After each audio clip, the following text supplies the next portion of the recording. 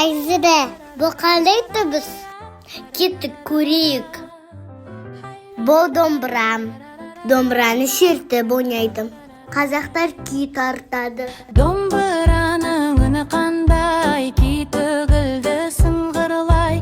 Шертсең әуен тербейді, жүрекке бірден жетеді. Бұл қобыз. Оның үні өте жұмсақ және сырлы.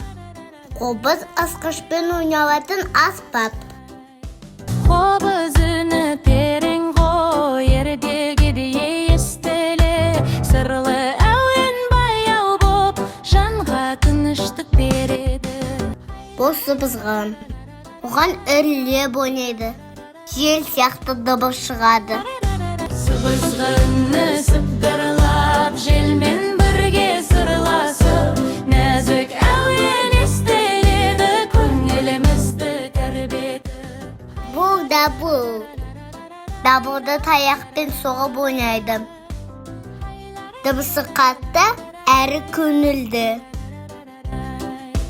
Дабыл соқса бум-бум-бум, көңілдеміз бәріміз. Қатты дыбыс қызық қой, билейміз біз қуанып.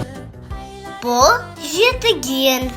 Жетігенді саусақпен тартып ойнайды. Үні өте нәзік және жұмсақ.